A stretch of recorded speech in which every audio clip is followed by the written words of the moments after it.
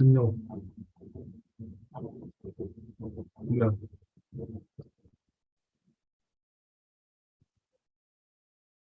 No, it can. We've been going for 8 years now, so obviously, the dealings are ongoing. We have customers coming in from all locations, so it's not a one-off thing. Good morning.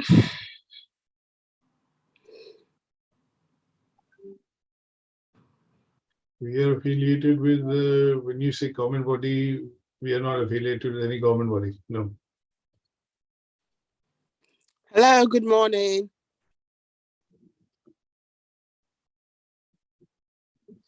Hello, can you hear me? Good morning, everyone. Yes, Christiana. Oh, thank you. We trade, we basically sell our services online. So obviously, it is to do with the fact that we are teaching and delivering courses online. So we're not trading with anybody, no. Paul Sterling, yeah.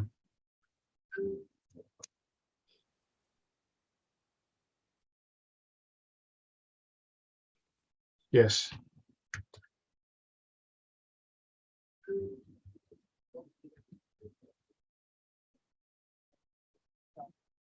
Yes. We don't have any third parties. That's why I'm saying all the payments come in through Stripe. We issue invoices. The Sage gateway that we use, the Sage payments, the business package that we have, basically gets all the payments onto a Stripe gateway. And from Stripe, everything comes into Barclays. So there is no payment coming directly to us, apart from sometimes when, in some places, students would prefer and do a bank transfer. And that comes into our client account, the Barclays client account that we have.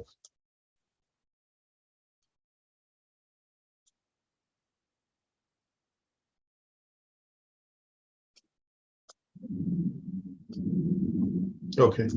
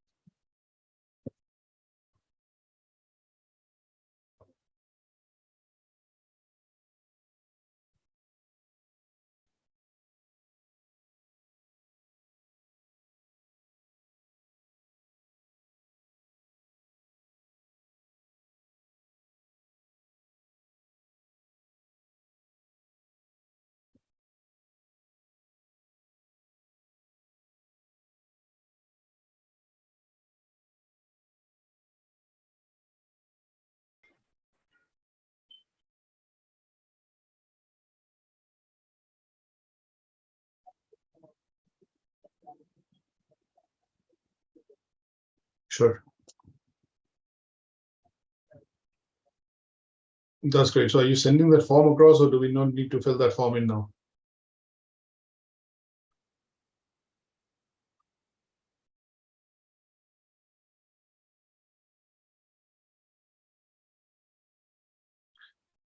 That's great. Thank you very much, Chinmay. Cheers. Thank you. Bye. Bye. You too. Bye.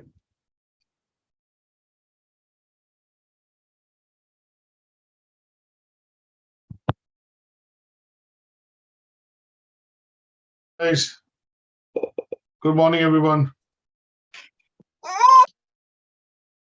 Good morning. Good morning. Good morning. Good morning. Thank you for joining. I'm just allowing some of the others to join in as well. I've got 1 odd second. I'll give it a minute or so, and then we'll start.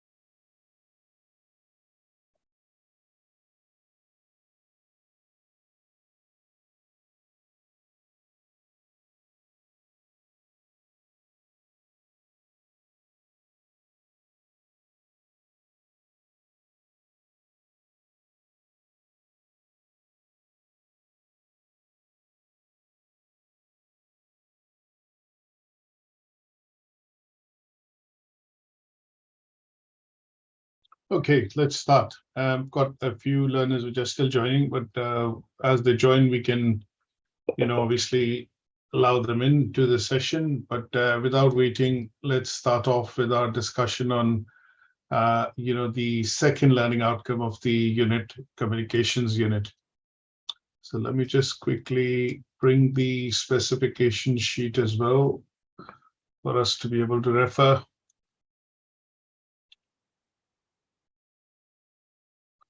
There we go.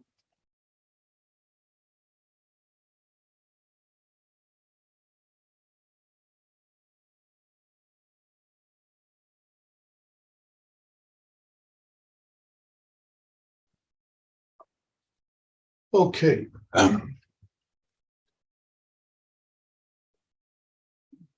Yes.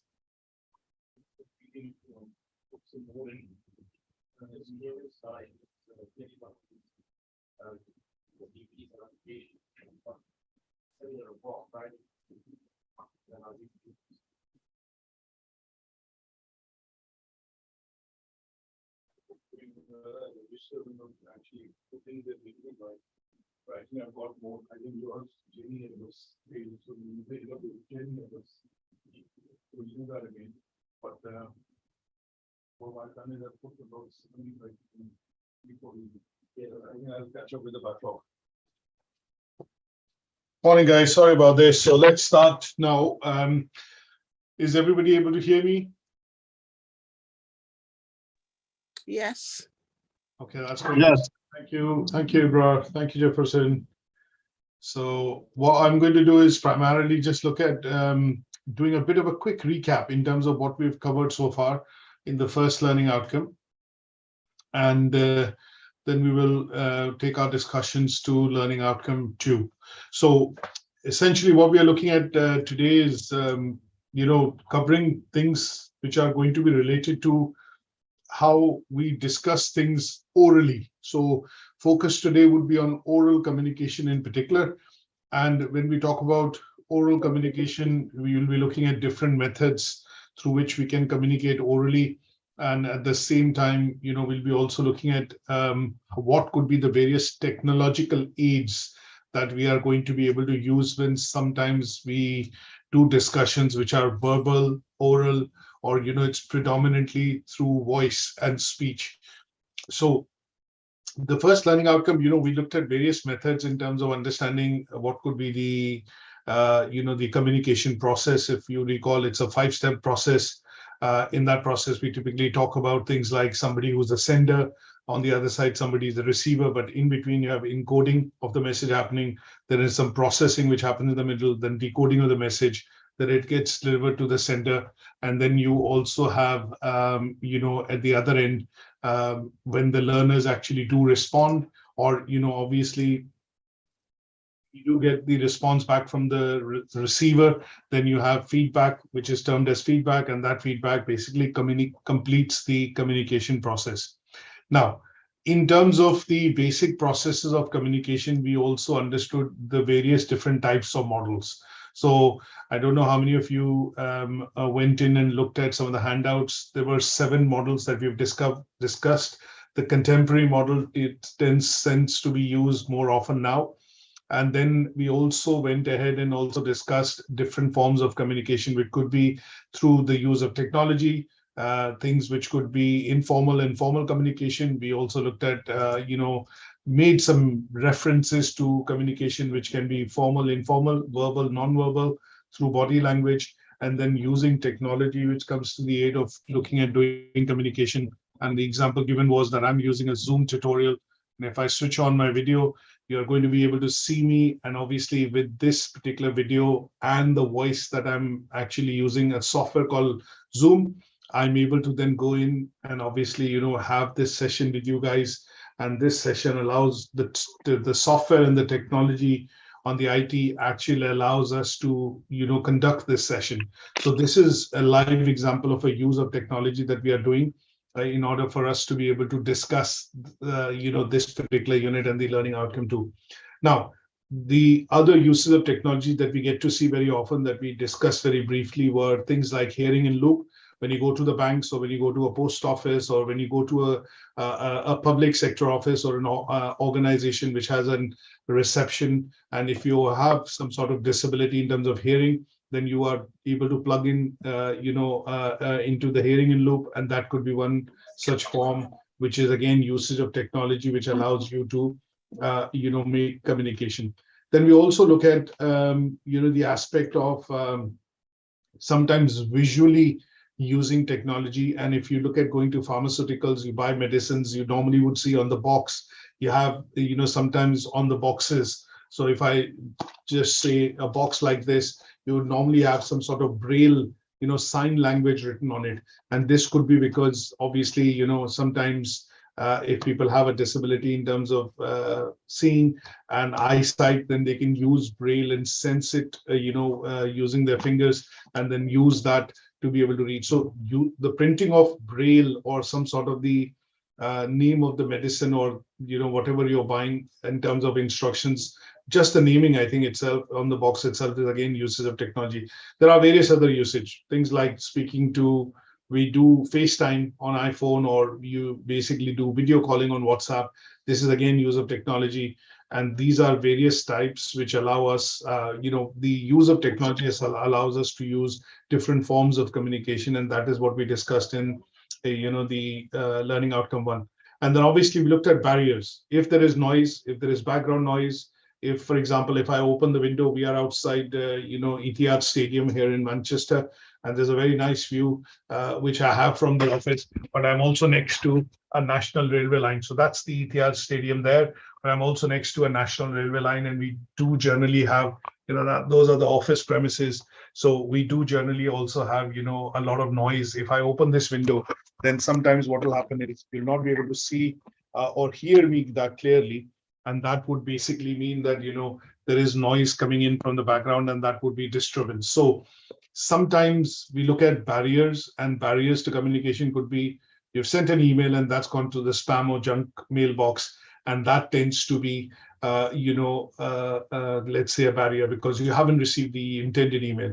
You send a fax across. We don't generally do that now that often, but if you do send a fax across, on the other side, the receiver is receiving it, but the fax roll is run out, you would also say that to be a bit of a barrier, because that has meant that although the facsimile or fax transmission has happened, but you haven't had that printed out on the paper because the fax paper has run out in the machine. So you'll have to ask somebody to again send that fax again to you. And that would mean that, again, there is a delay in you receiving the communication. Those are going to be barriers. So this is the bit of discussion that we did in a lot of detail in the first learning outcome, which is the communication skills for health and social care. Now, we also looked at contextualizing, because it is a generic discussion. We also looked at contextualizing it to relate it to health and social care. So when you look at filling in a patient information record, that is a formal communication, because you're writing down, vital stats and some important information that you're collecting from the patient. And when we see the use of technology would be things like an MRI scanner, a ECG or electrocardiogram that you do, or when you take the blood pressure. These are usage of technology in terms of, how the technology is helping you measure blood pressure, or, look at your heart rhythm. And in some cases, when we look at other invasive procedures, when people go through that in terms of angioplasty, getting a scan done through the MRI scanner, a brain scan or things like that, or a tumor scan. And those are places where the technology is coming to our aid and is helping us understand, the symptoms, and obviously diagnose any sort of symptoms which could be leading to some sort of, diseases. Now, a barrier in that case would be, when I talk about a barrier would be, say, for example, when you're undergoing an MRI scan. I don't know how many of you have undergone. I have never been, but I've seen some videos which basically talk about people undergoing or patients undergoing and some sort of a MRI scan. Now, when we look at that as a scan, sometimes what happens is there are certain precautions in bits which are spoken to you about, that you can't wear any metal objects. You have to take, if you're wearing a necklace or a chain, you have to take that off. And basically the scanner would scan your body or the area of your body but that has to be metal free. That has to be free from any such obstructions, which would primarily create dissonance in terms of you getting a clear scan.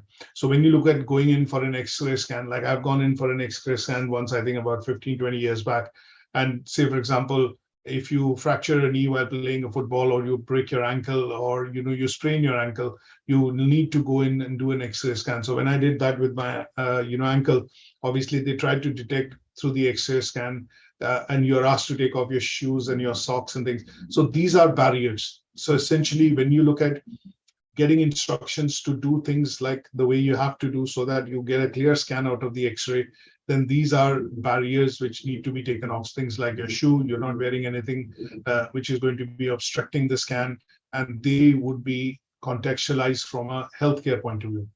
Now, in the second learning outcome, as I mentioned to you earlier, there are 4 assessment criteria, 2 of them pass criteria, 1 merit and 1 distinction.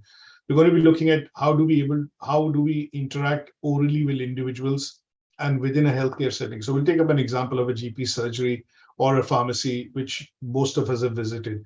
And here, what we are going to be looking at is using different styles and methods of oral communication. We need to look at meeting the individual needs in terms of what is their need and what are they trying to communicate. The other is demonstrate appropriate learning skills. So here we'll be looking at watching a video in terms of there are different types of learning skills, or essentially listening skills, if I use the right word. Listening skills tend to be of different type. You're actively listening, you're passively listening, and we'll be discussing those skills in terms of understanding why it is important when we talk about listening. A simple example of active listening is that I am speaking to you now directly, and you are listening and tuned into this particular session, and you're actively listening, and you're also able to participate. We have a two-way communication open, and you're able to then also feedback in terms of what I'm speaking to you.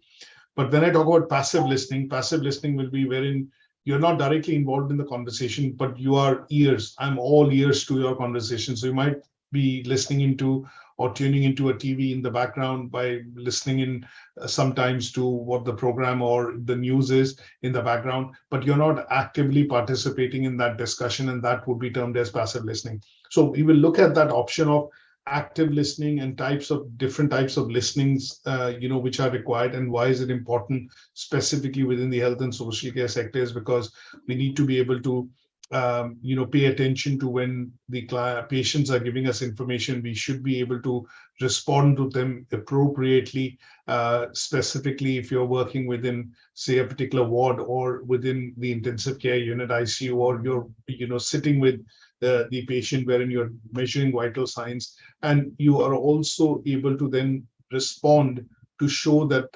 you are tuned in and you are essentially looking after the patient in terms of their needs. So we'll get into a bit more detail as we go along in the presentation. And then we need to look at talking about some technological aids which could be helping us doing, or helping us transmitting information orally.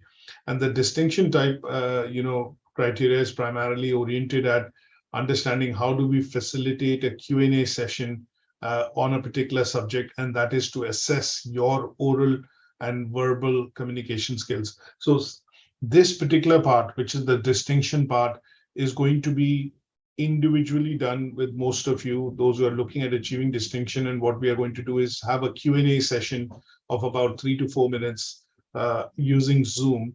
And that will be done individually at some stage at a later time, wherein I would be asking you some questions and you would be responding to those questions, but they are going to be related to one of the units that we have covered, in this particular course, which is either a person-centered approach, healthcare sector, or the academic research skills, or some of the other units that you would study as we go along.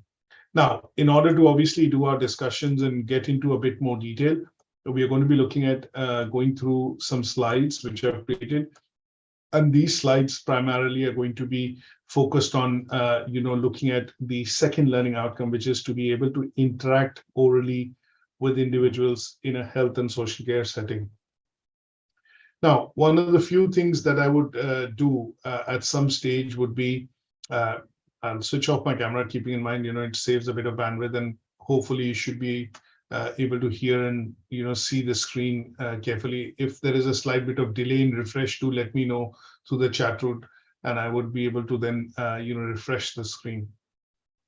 Now, in general, when we talk about the process of communication, specifically related to the fact that when we look at what is the process of communication, and this is something that we have discussed last time, that when we talk about communication and communication skills and what is involved, the process itself of imparting, exchanging information by speaking, either writing or using some sort of sign language, visual action, and your hand and gestures in terms of body language, tends to be the process of communication. Now, communication can be done in various ways. Verbally, it can be done in a written format, or oral and verbal is the same.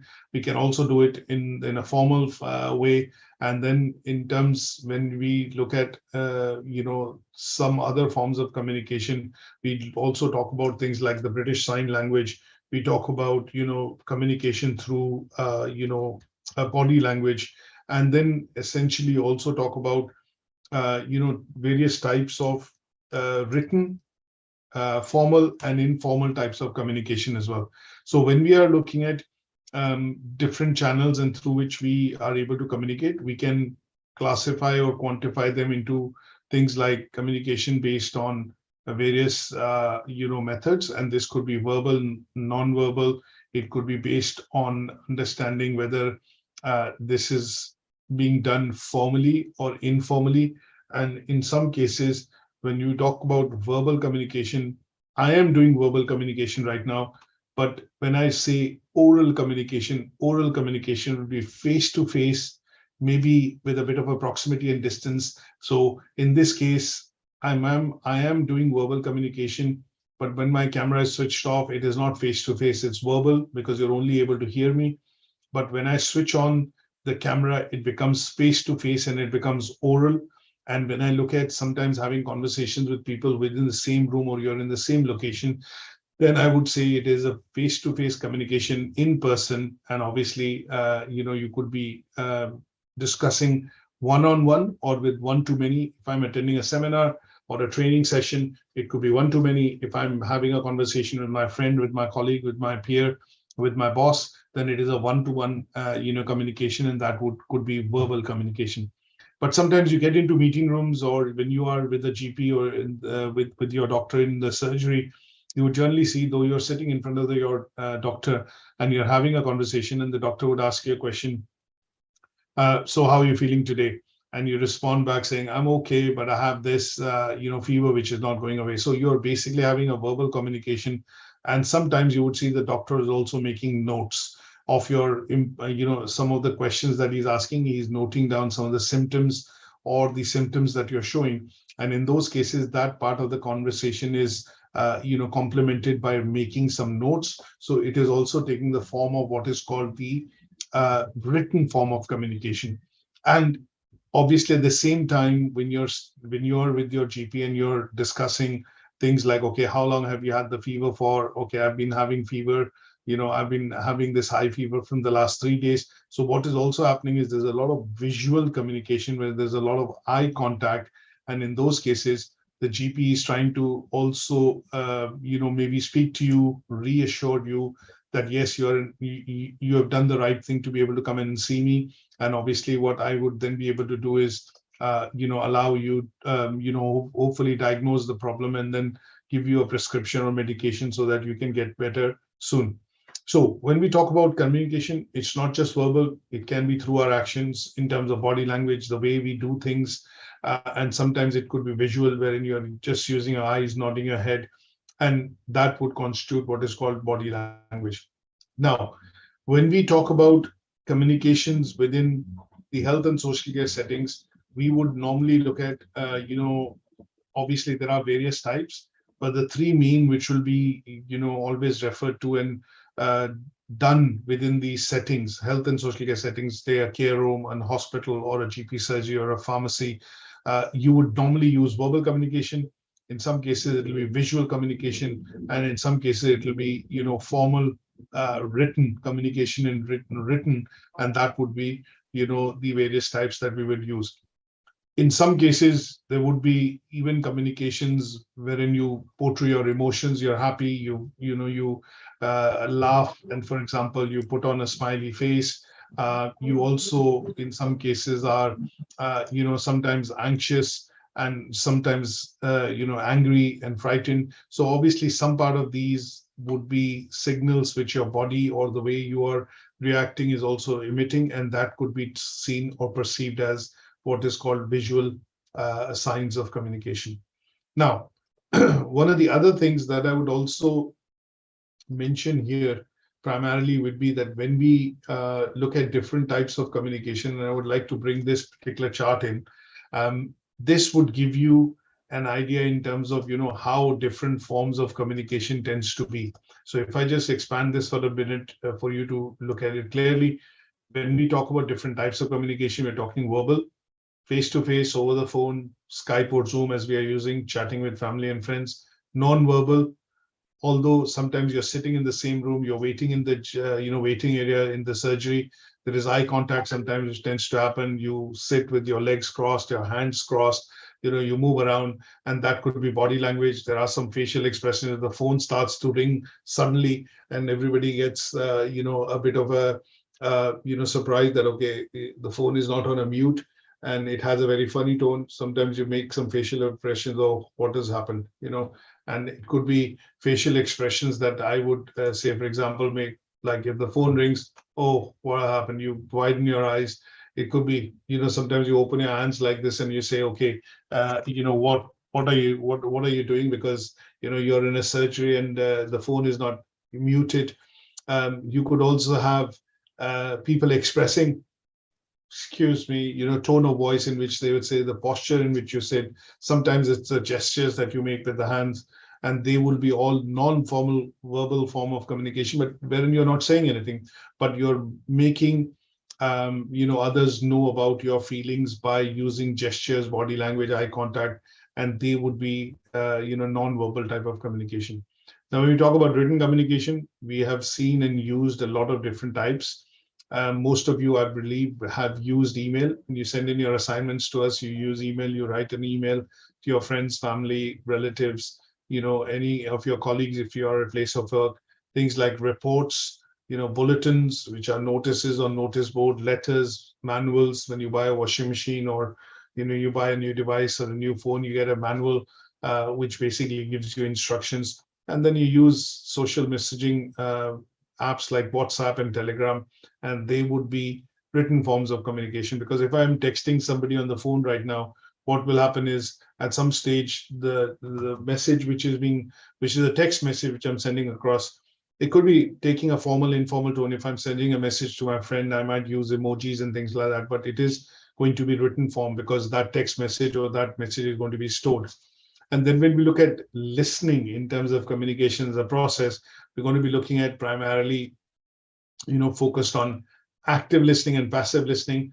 And then when we look at visual forms of communication, if I show you, like I showed you a box or, an image or an infographic or a video, which I will play when we talk about the content of active listening, that is going to be visual communication. So when you go into a reception in the surgery, or when you go into a surgery and then you're waiting for your appointment, what you do is there's a monitor on the screen and you type in your, check-in time, and you put your name in and you press enter and it recognizes, and that is a visual form of, a communication.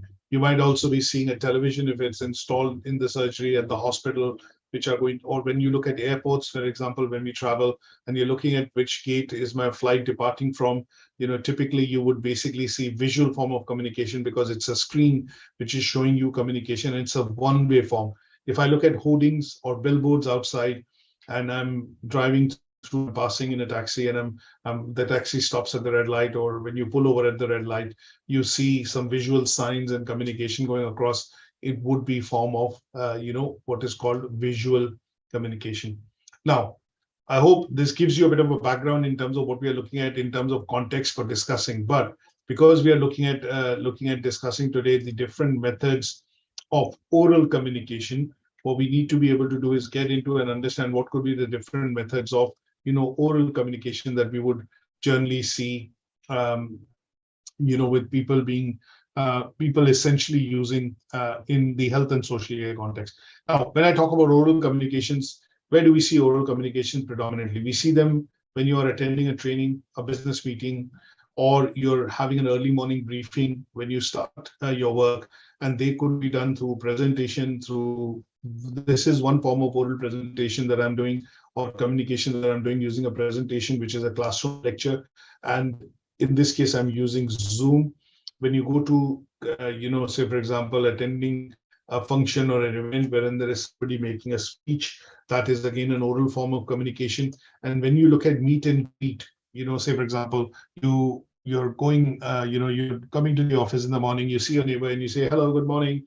And, that is, an oral form of communication where you might wave your hand and say, hi, how are you doing? And then that would also involve visual, body language or a gesture as a communication. But essentially speaking, when we talk about the different styles of communication, one of them that we predominantly use in this sector tends to be the oral form of communication, and that would be when practitioners, nurses, healthcare assistant, people working within the surgery, receptionists, practice managers, they would basically be using this form of communication. Now, good communication comes and develops from your knowledge and the understanding of the individual that you're speaking to and their requirements in terms of what they have come in to see you for.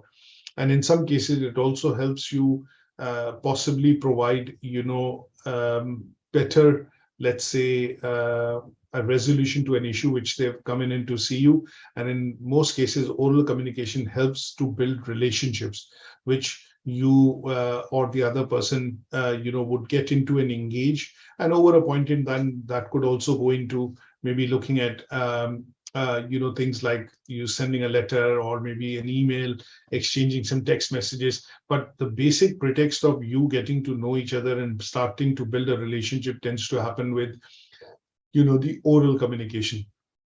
Now, when we talk about oral communication and we talk about, some sort of skills which are required, we would also be looking at, understanding what is, verbal skills.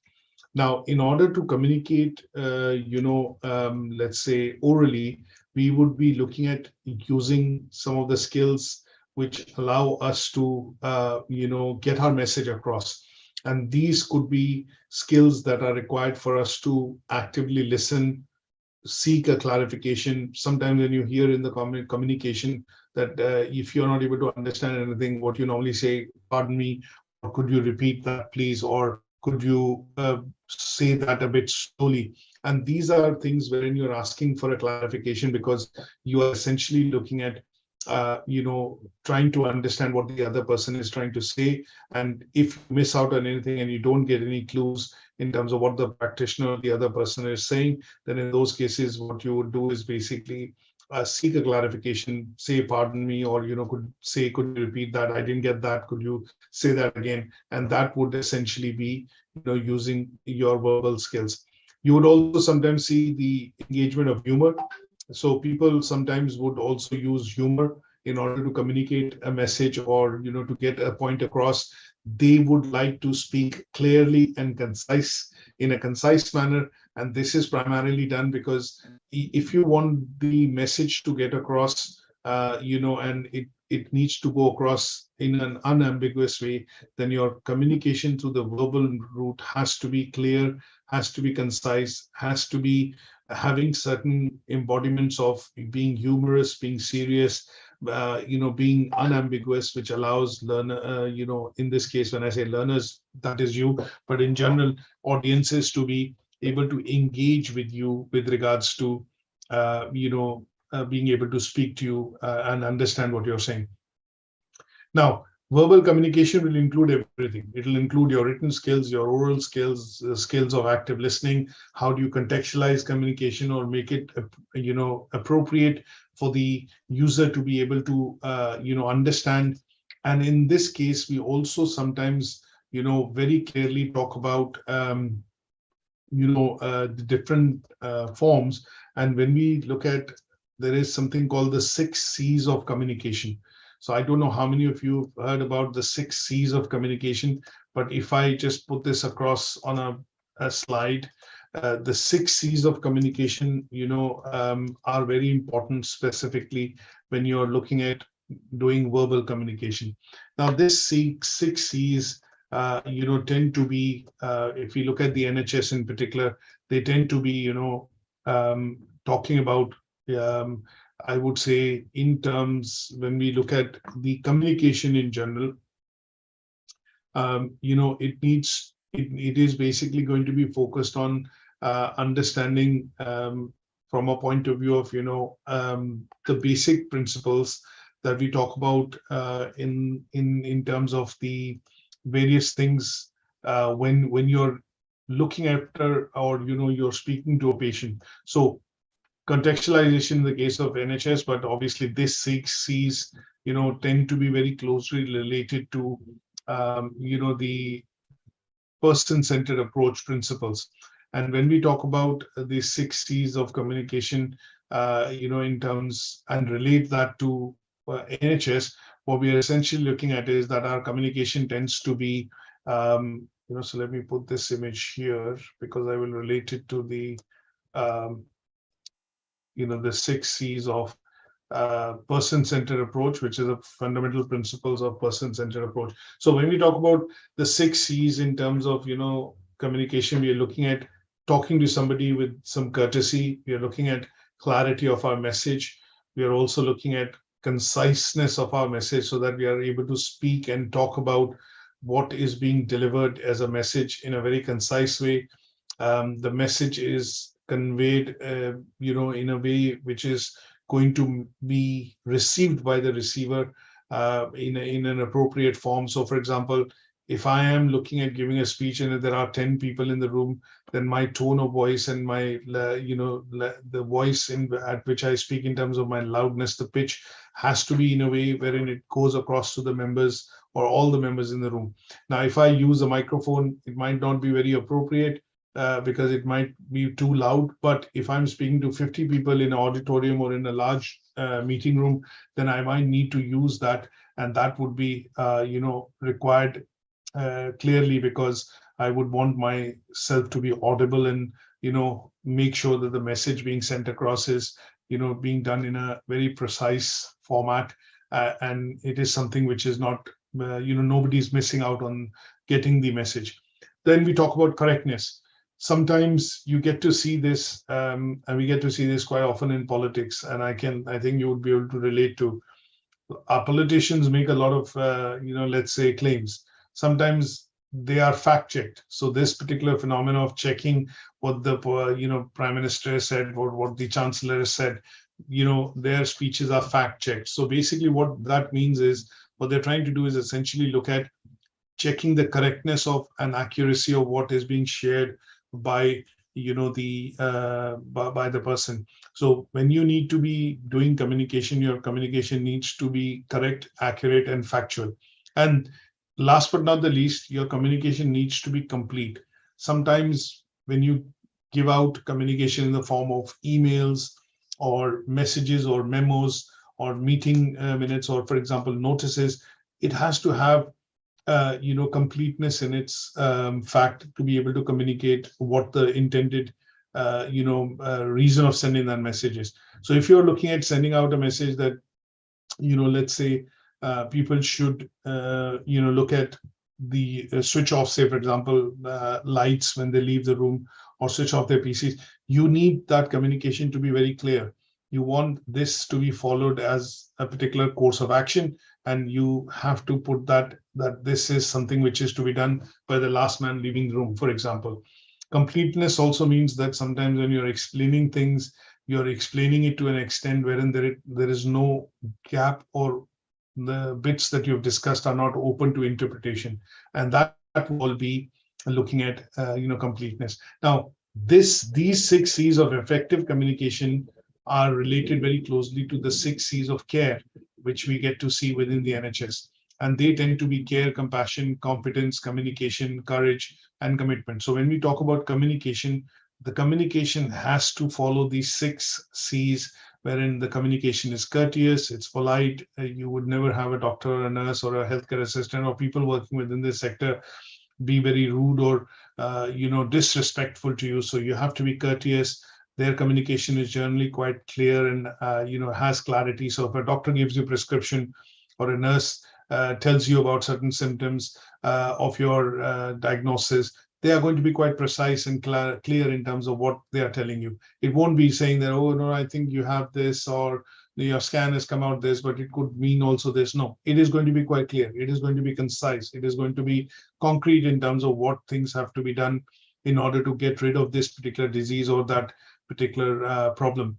And then the information which is being provided to you will be correct. That means it'll be looking at various aspects of things like if you're allergic to penicillin or any sort of chemical formula, then those medications would not be given, and you would basically prescribe something which is going to be suitable for you to be able to make a benefit. And then the whole program of you going, say, for example, seeing the doctor, getting a prescription, and then getting well soon, basically looks at the process of being slightly in terms of being complete. And a couple of days down the line, you might get a call from your surgery to say, how are you feeling? And has your situation improved and things like that. And that would essentially signify what is called completeness. So any questions on the different methods of oral communication so far? Any questions on this so far?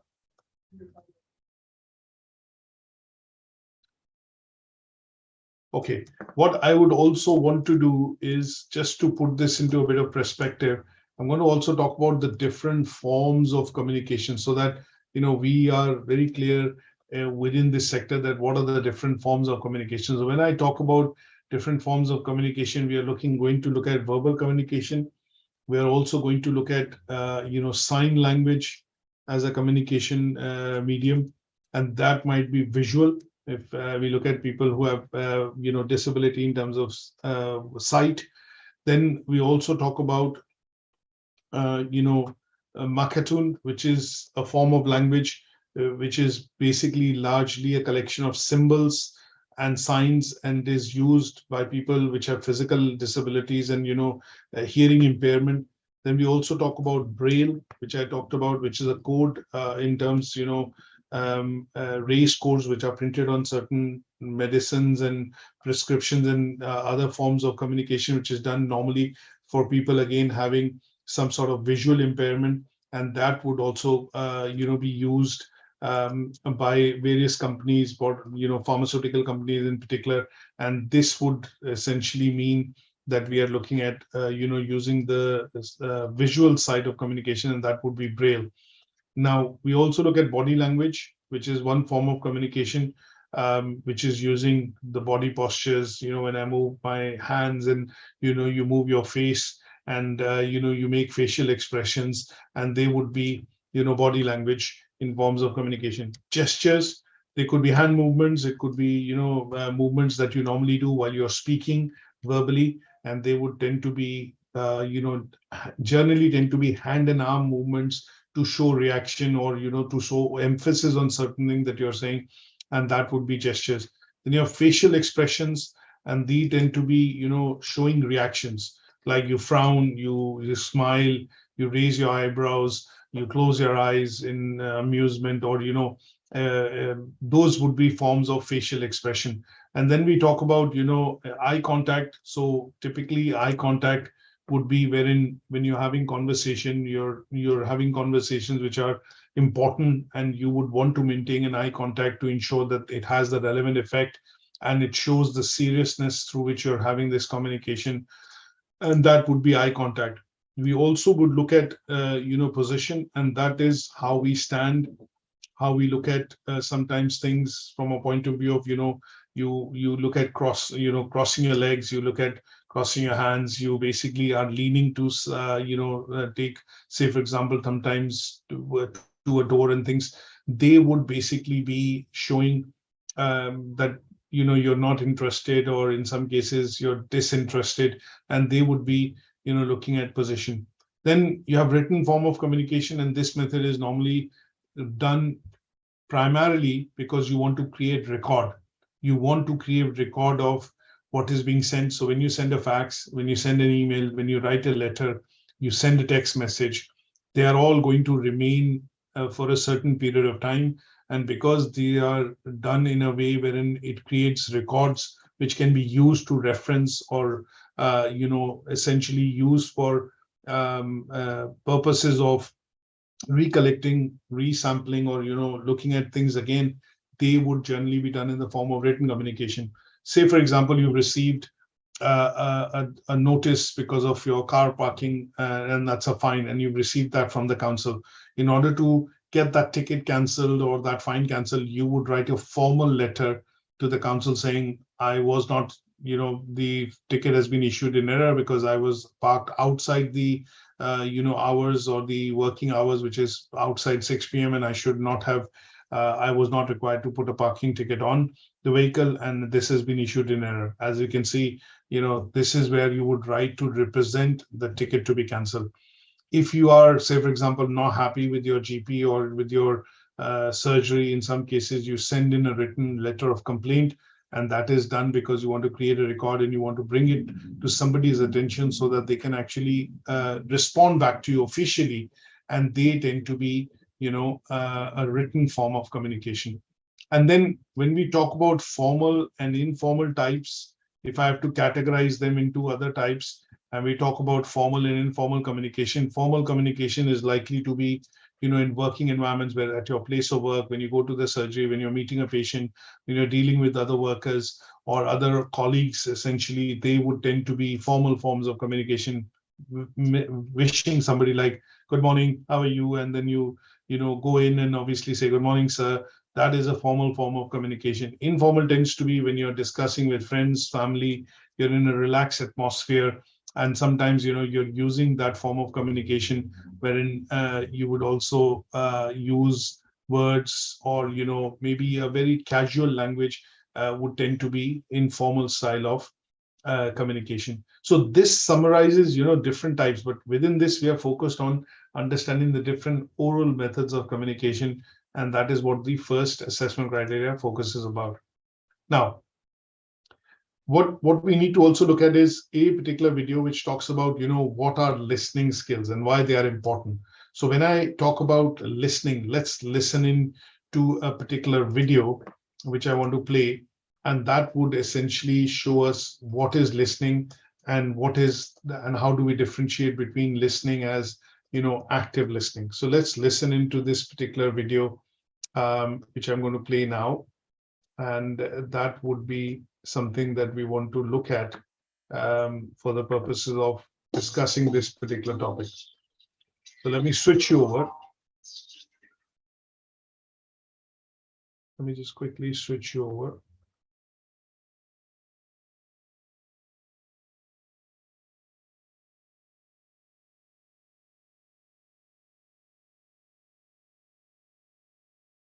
So we're going to be listening to this particular video, and for later stage, I'm putting the YouTube link as well, so that we are able to see from where the video has been played. Let me switch over now.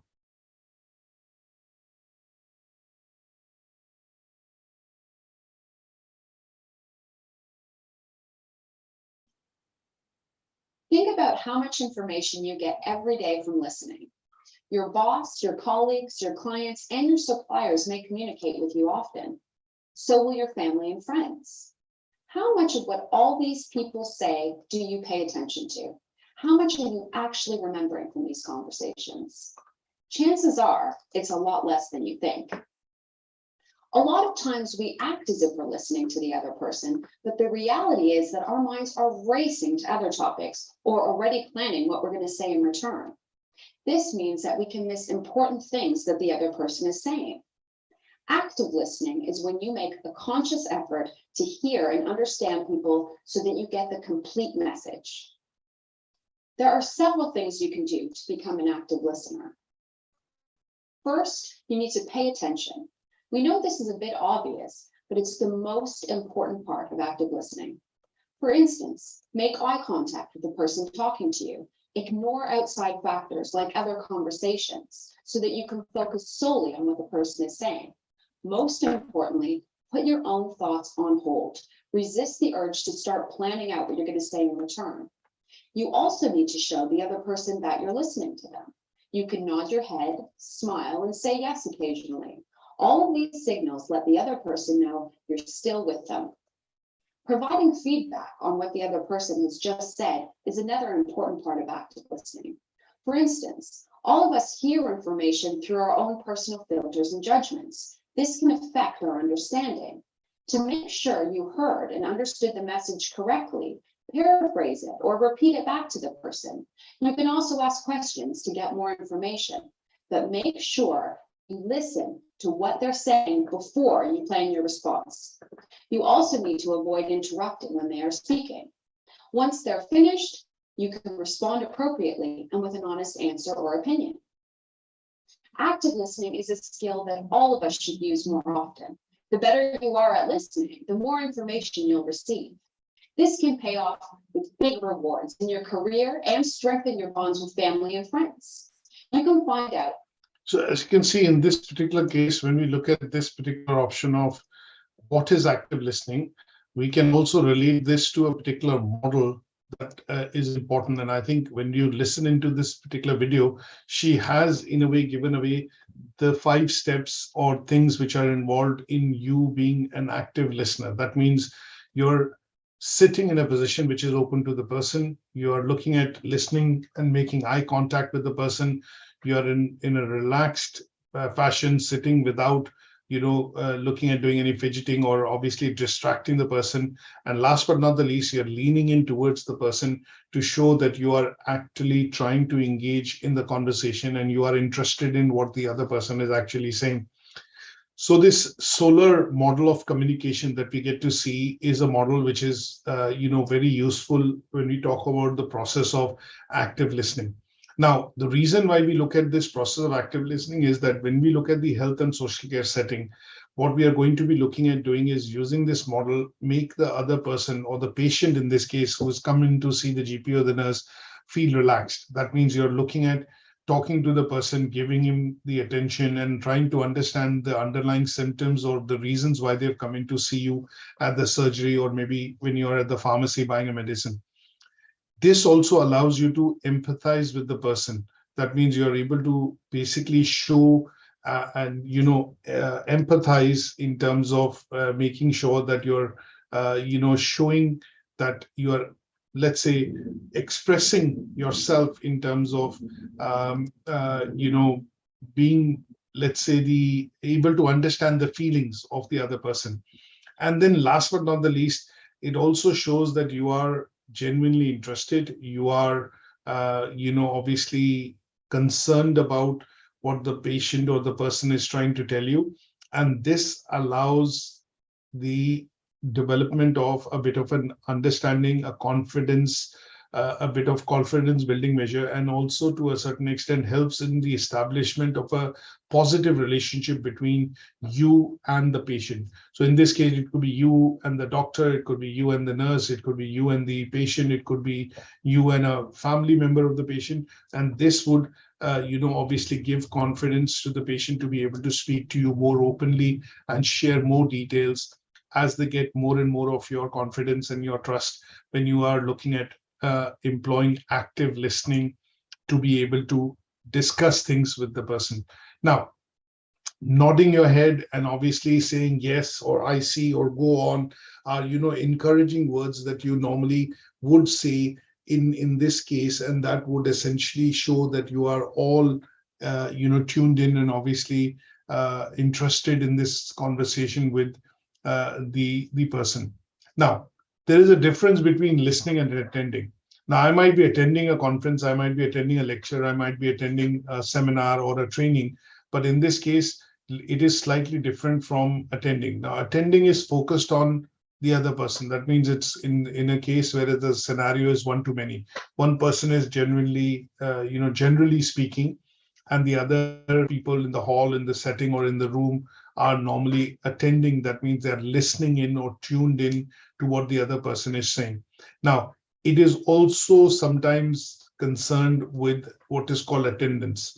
So when we say attending and the meaning of the word attending, what you're looking at doing is essentially being present in an event, meeting, function, whatever it is, and you're dealing with a particular circumstance, or you're dealing with say a particular situation. Now, if I say attending from a context of health and social care, I might be attending to a patient, I might be attending to a hospital visit, I might be attending to a treatment plan, I might be attending to some of my colleagues by giving them a bit of briefing, and they would tend to be attendance in terms of health and social care setting.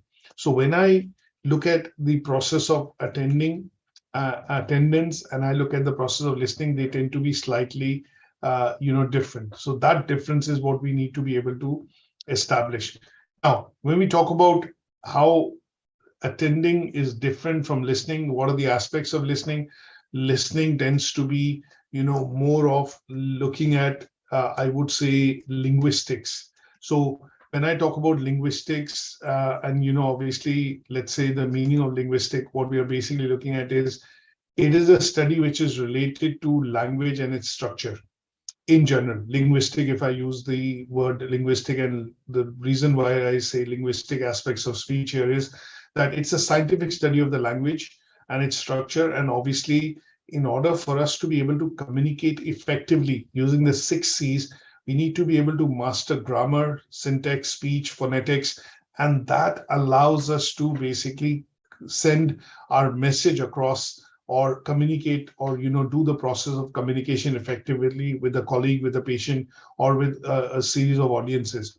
Now, there are specific branches obviously in linguistics. So here, the bits that we are looking at focused on is understanding the linguistic aspect of how this is used in, say, health and social care. So when we talk about the use of this in health and social care, it becomes quite evident, is because when we talk about the importance of communication, we need to make sure that the person that we are speaking to feels valued, feels cared for, and obviously puts them at ease.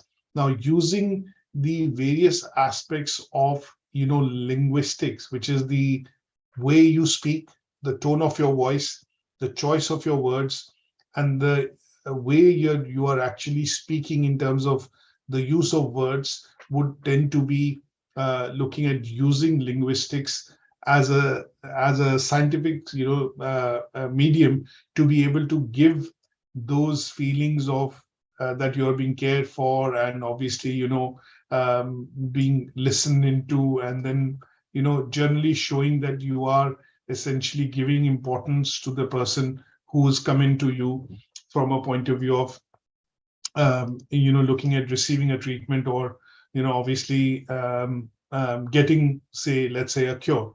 Now, in terms of patients who face language barriers, it is going to be more useful, is because you're going to be able to use other forms of communication, which could be visual, non-verbal, facial expression. We looked at body posture, position, body language, and they would help you then communicate effectively, or understand their message effectively by using some of these different forms of communication mixed in with linguistics in general. Now, when we look at the aspects of listening, we discussed the SOLAR model, and obviously the SOLAR model focuses on, when we spoke about the SOLAR model, as you can see, SOLER, focuses on sitting squarely, open position, leaning slightly, eye contact, and relax. Now, when we relate this to the process of listening and the skills which are required, you're going to be looking at skills like eye contact and attention. You're looking at some sort of minimal prompting, and then use of open-ended questions in order to strike conversations, so that the person speaking to you is able to speak comfortably, and then share more and more information, which as a GP, as a nurse, as a healthcare professional, you would be interested in understanding from the patient, so that you are able to offer the required services with regards to maybe medication, treatment, whatever it is required from a point of view of getting the patient back, or sometimes it is the confidence, and getting them to feel confident, and getting the confidence back to be able to deal with a particular situation. Now, what could be blocks to active listening or effective listening? It could be that you are busy with too many things. Sometimes you have technology and instruments in front of you, which would mean that your conversation with the person or the patient is not happening very clearly. And that tends to be, a barrier wherein you are having your own problem, you're listening into the phone or you're stressed. And that could be, some of the barriers that would be looking at from a point of view of you being preventing you to effectively listen to the person that who's speaking to you, maybe a patient or maybe a family member of the patient or a relative of the patient. And that would, be barriers to effective listening. You could be under stress and anxiety. You're dealing with too many patients, as we have also seen in the news that GP surgeries sometimes are quite stressed with the fact that they are seeing in excess of 70, 75 patients a day. And that sometimes across, 5 or 6 days a week tends to be unworkable. And that creates a lot of stress and anxiety at the end of the person who's actually going through and seeing a lot many patients. Sometimes you feel you do not have enough time to be able to give to the other person. There could be other areas which could be things in terms you are sitting in an open area wherein some parts of your conversations are not possible. You feel a bit awkward or you feel a bit hesitant to have that conversation, and they would tend to be barriers. Because if you're sitting in a place and you ask a personal question or a question which is related to getting some information on a patient information record, and the patient might not be comfortable, in those cases, that could create an awkward situation or a uncomfortable environment wherein that question the person might choose not to answer. And, that would mean that this would be a barrier to effective listening. Now, there are lots of different types of aids which could help you in listening and listening attentively. So it could be things like sometimes you see people would normally switch their phone to mute if they are paying attention. Sometimes you would see that they would be looking at paying attention, or they will move your chair, or obviously lean towards you in order to ensure that the conversation is personal, and they do not miss out on any aspects of some part of that conversation. So generally you would see that there are things which can be done primarily to ensure that the communication can be effective. And these could be using technology as well in some cases. And the use of technology could be, say, for example, you might put in, say, for example, a word to the patient by moving closer to the patient. You might also be looking at, if the patient has a bit of disability, then making sure that you speak a bit loud, or use some sort of a written format of communication which allows that to get that response from the listener in terms of they are listening effectively and tuned into you. And there could be some sensible prompts which are generally given, and they would tend to be essentially talking about aspects of how you would show that you are let's say paying full attention to what is being discussed or spoken about in terms of the topic, or essentially the discussion which is being had. So that would constitute the various methods to which you would be able to demonstrate that you're listening in, and your listening skills could be primarily focused on understanding the topic, and obviously making sure that you are showing that you have you are looking at providing the care which is required for the patient, and in the context of health and social care. But in general, you could looking at dividing these listening skills into active and passive, and even attendance. So in some cases, when you attend a program or a course which is to update your skills, or maybe a refresher course which is being done because a new scanner or a new particular equipment has been introduced, you might be paying attention, you might be going in to attend the training, and there you might be listening actively to the trainer demonstrate some of the things, in terms of how the usage of the machine is to be done. So in those cases, you would be looking at using your listening skills to grasp as much information as possible, so that the next time when you are called on to be able to use that equipment, that piece of machinery, you have captured everything that allows you to use it effectively. Now, the next bit that we want to look at is any questions so far. Let's go across to the merit and distinction criteria quickly, but any questions at this stage so far?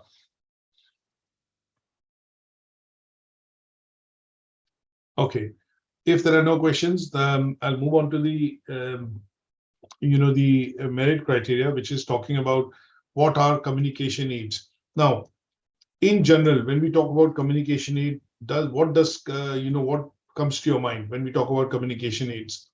So communication aids could be sometimes when we are trying to communicate, we are using, even in my case, when I'm trying to communicate with you, I'm using some pictures, some diagrams, I'm using a presentation, a PowerPoint presentation. And in some cases, I'm also visually switching on the camera so that I can visually communicate with you. And in this case, the communication aid that I'm using is the camera, or a picture, or a diagram, or a table, essentially. And that allows me to put that point across, or get that point across more clearly.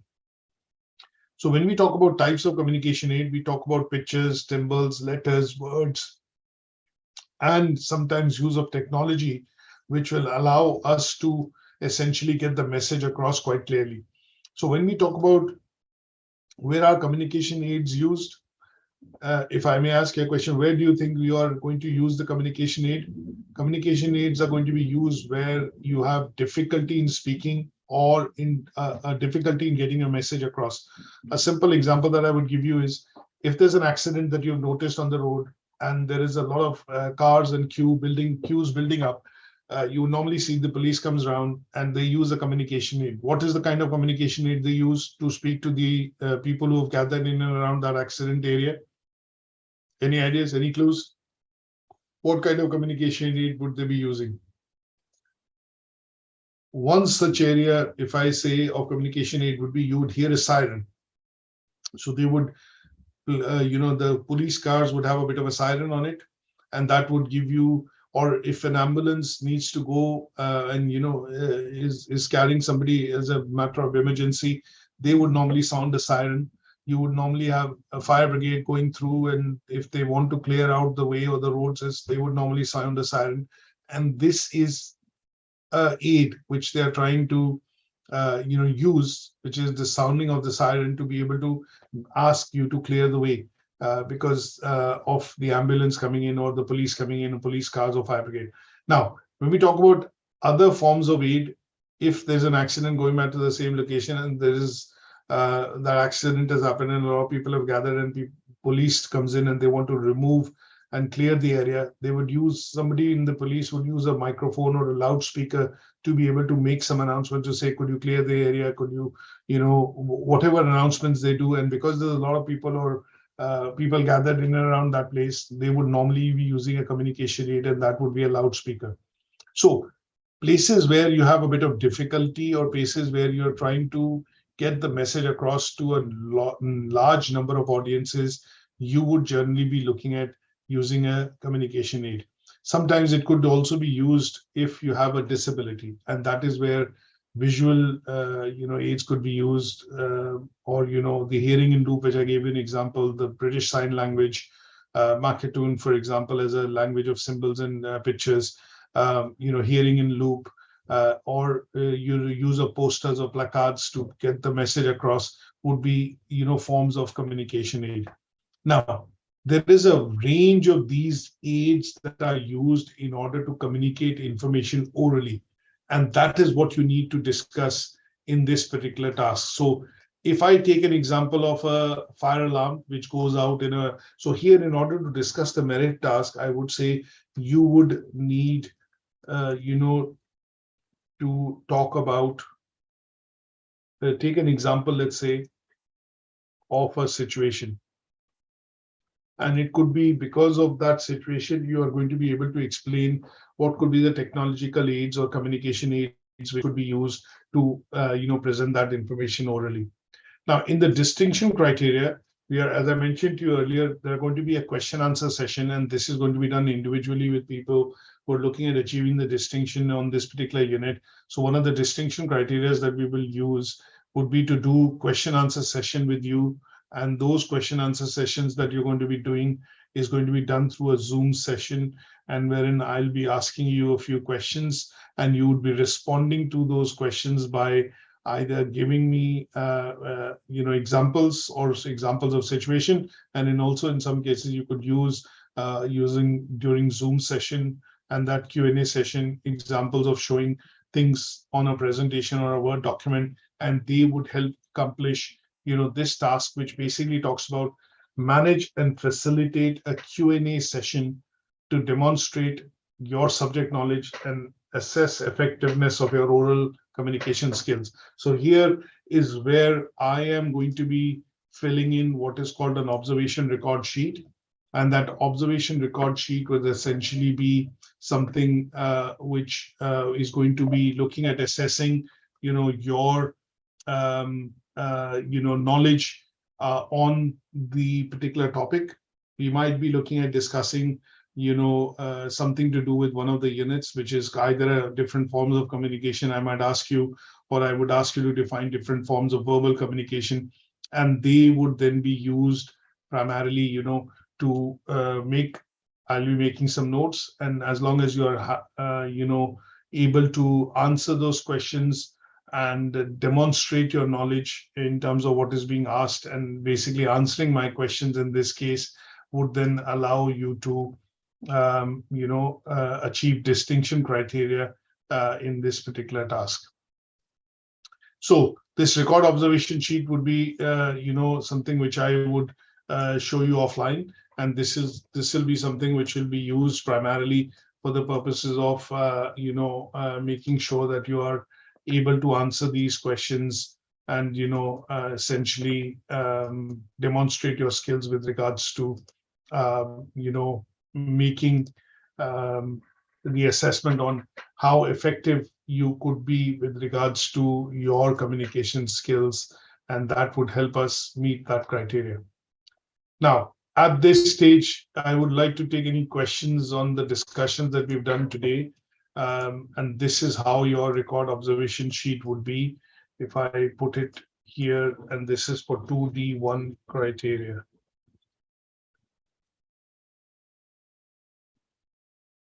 So any questions on today's session and today's discussion? Yeah. My question is on the communication aid. Yes. Yeah, I'm not too clear with the communication aid and the distinction aspect of it, the question and answer section. If you can throw more light on that section. Sure. So what part of the task are we talking about? 2D1 distinction task? Yeah, the distinction task, yeah. Okay, so on the distinction task, as you can see, the criteria, it is a task which you need to do. You need to practically do. So this particular task says I will be facilitating a Q&A session, which will then ask you to demonstrate your knowledge and the use of oral communication skills. So it will be a Q&A session.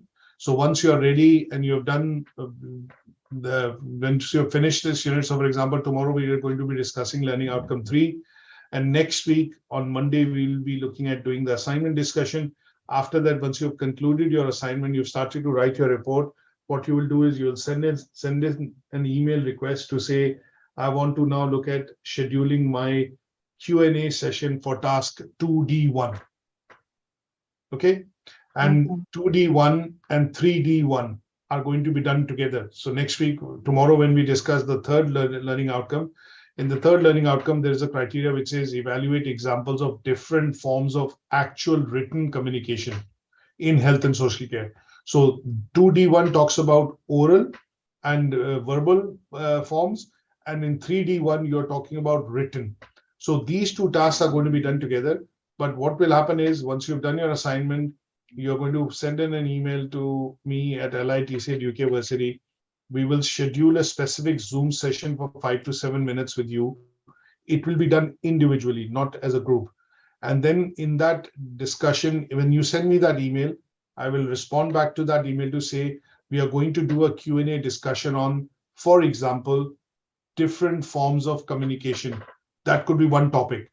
To some of the other learners, I could say, let's do a discussion on various communication models. And when you then get that Zoom invite from me, we will, and then you present those communication models, or maybe the different forms of formal communication, whatever topic I give you. Now you would explain and answer a few questions which I will ask, and that is going to be recorded. And once that is recorded, I will then basically fill out what is called an observation record sheet, which will say that, that is your name, this is the criteria, and then what are the questions asked. The session is recorded, and that if you are able to answer those Q&A and satisfy in terms of explaining that topic, that would help you achieve the distinction criteria. Is that okay? It's okay. Thank you. It's like if we were doing this in a classroom-based course, what will happen is it will be slightly easier for me, because what I will do is do a group activity, ask a few of you to get into each of the groups, and then present some topic or some information as a group. And within that group, you're doing the discussion, asking questions, and the other groups might be asking questions to you, and you're answering those questions, or providing additional information. And that would basically show that you're using different forms of oral communication to basically effectively, present, say, some information. And in the case of online, we are going to be doing it through a Zoom session, and it is going to be on a one-on-one basis between the tutor and the student. In this case, you as a learner. And what I would do is I'll send the topic to you beforehand. When you send me the email, I'll reply to it by sending you a topic. And that topic, you prepare maybe 4 or 5 slides, or you want to present it verbally. We'll do a Zoom session, which is going to be recorded, and you're going to be basically providing some information on the topic which I've sent. And at the end, when you presented your topic or you've given that information, I will ask you 3 or 4 questions. You answer those questions, and that will show your oral communication skills, and that would be meeting this criteria. Okay. Hello, I'm not too clear about that. When are you sending the email first before we reply, or we're going to send you something before you send us our various topics? Okay, so let me clarify that again. We are going to finish the unit first. When are we going to finish the unit? Tomorrow. Tomorrow is the learning outcome 3. Now, after the unit is finished, next week we'll do a discussion on the whole of the assignment, not just 2D1 as a topic. Is that okay? Now, after the discussion on the assignment brief has been done, next week on Monday, after that, what you would do is at some stage, you start doing your assignment. Now, you might write your assignment in 2 days. Some of you might write it in 5 days. Some of you might write it in 10 days. Once you have written your assignment, you would basically be waiting on to do the assessment on 2D1 as a task, because this part of the assignment is not a written part. It is basically a verbal discussion to do and conduct a Q&A session. So once you've submitted your assignment to me, at some stage in the assignment, you might write to me to say, now I'm ready to do my assignment discussion on the task 2D1. And what will happen then at that point in time is I will reply to your email by giving you a topic, and we will do a discussion, and I'll give you 2 times on which it can be done. So generally the discussion 5 to 7 minutes long using a Zoom discussion, and that would help you accomplish that task. So for this particular unit, you will be submitting a Word document when we discuss the presentation. But at some stage, once you have presented the assignment, what will then happen is, in order to achieve the distinction criteria, we are going to be doing this particular session of Q&A, and that would allow you to achieve the, part of it. Is that okay? It's okay. Okay, good stuff. Thank you. Okay, no worries. Any other questions, anybody? Hello, sir. Hello. Yeah, I'm Sophia. Yes, Sophia, tell me. Yeah, I sent them my evidence for the loan, and they accepted that, and they sent me back. After that, they didn't give me any response. What to do now? So, Sophia, this is not a question related to the topic that we have discussed today. That is something which you can discuss offline by calling the center. Okay. Questions regarding the topic that we have discussed today. I And guess but last 2 weeks I didn't attend any class, so you would that's why I don't know. catch up on the recordings. Okay, the models. Yes. Yeah. Okay, that's fine. Today's lesson I understand. That's great. Thank you. Thank you. Just that everyone's aware that obviously when we are doing a discussion, we want to keep it contextualized to the learning outcome of the topic that we are discussing today. If it's related to admin or operational aspects, my suggestion would be to call up the center after the session, or before the session, or at a different time. That has got nothing to do with discussion or asking a question related to the topic of discussion that we are doing today. So this is just maybe as a bit of a guidance for the future. Any other points with anybody else with regards to today's discussion on oral communication skills? Okay, that's great. So we will look at joining the session and seeing you tomorrow, where we'll be essentially looking at covering learning outcome 3, which will focus on communication skills in writing, essentially the use of skills that we do primarily for writing. So I will be sending the codes across for tomorrow's session just after today in a couple of minutes, and then I will catch up with you, and the copy of this presentation would be available on Moodle. So thank you so much. Thank you so much. Thank you so much for attending today, and I will see you tomorrow. Thank you. Thank you. Thank you, sir. Thank you. Thank you. Thank you.